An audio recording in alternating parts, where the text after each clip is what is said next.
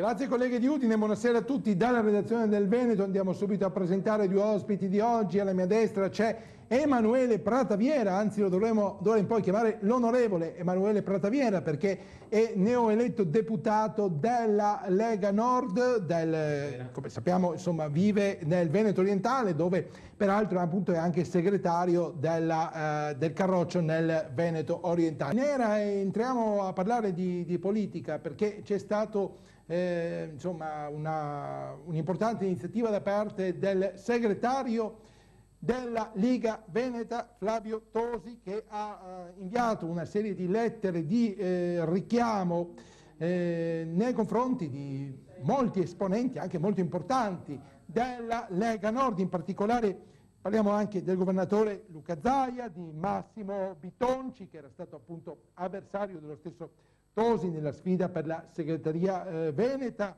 poi Giampaolo Gobbo, ex segretario e sindaco di Treviso, Manuela Dal Lago Vicentina, che appunto è stata peraltro nel triumvirato che ha retto appunto il Carroccio a livello federale prima dell'avvento della segreteria Maroni, e poi anche Gianantonio Darè, sindaco di Vittorio Veneto, Corrado Callegari, Paolo Franco, Francesca Zaccariotto e Gianluca Forcolin e ancora altri nomi. Insomma, il fatto è che praticamente queste persone sono accusate di aver in qualche modo parlato dei problemi interni alla Lega nelle televisioni, sui social network e non nelle sedi interne al movimento. Poi c'è addirittura, per quanto riguarda Santino Bozza, consigliere regionale, c'è addirittura l'espulsione dalla Lega.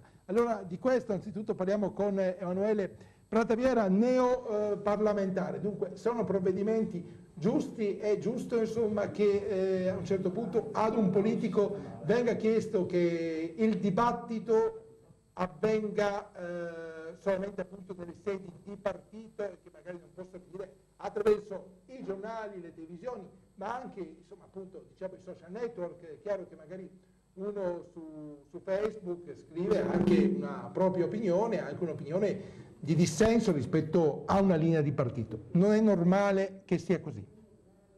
Anche perché poi, voglio dire, alla fine, anche se uno non evidenzia un dissenso rispetto a una linea di segreteria, magari, insomma, voglio dire, il giornalista può intuire, può scrivere, non viene smentito e quindi, insomma, queste cose alla fine trapelano se ci sono dei problemi. No, ci sono stati dei...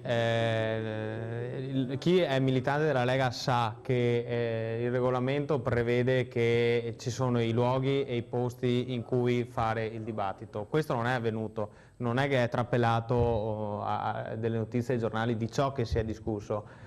Sono state espresse delle opinioni ben aspre nei confronti delle scelte operate dal segretario nazionale e dal segretario federale Maroni.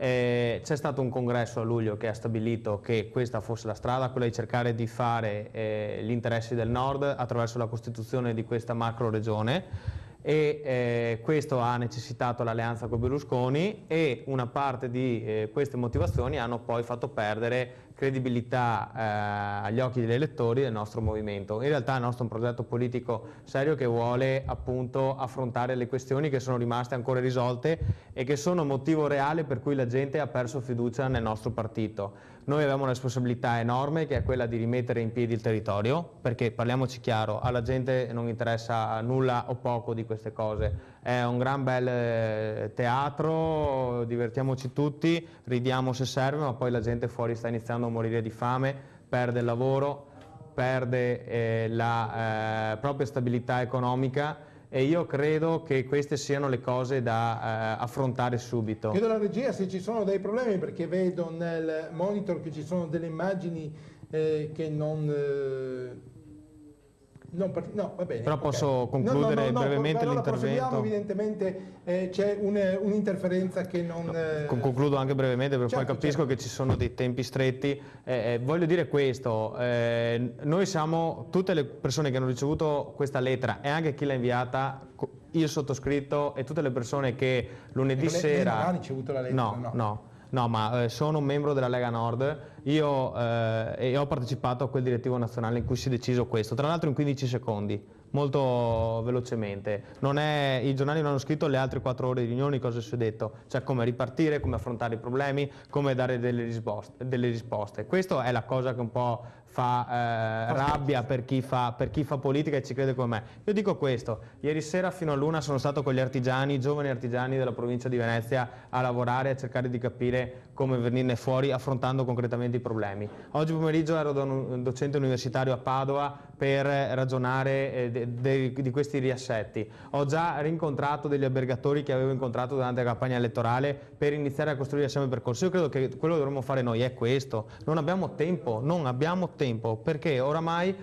la gente fuori è stanca, ma al di là della credibilità della Lega Nord è il pane che manca nelle nostre tavole. Noi dovremmo ragionare solo di questo, solo di questo. In una battuta il successo di Grillo, insomma, è anche il segnale effettivamente dell'esasperazione certo, sicuramente è così, anche se non è solo questo, loro hanno io li rispetto a differenza loro nei nostri confronti, ma io li rispetto perché hanno delle idee, si presentano alla gente e la gente poi li vota, però dobbiamo confrontarci perché credo che la politica sia questo. Non ho mai sentito parlare nessuno Movimento 5 Stelle in ordine al mantenimento delle tasse qui per fare in modo che la nostra gente stia meglio, è un gran peccato. Bene, io ringrazio l'onorevole Prataviera.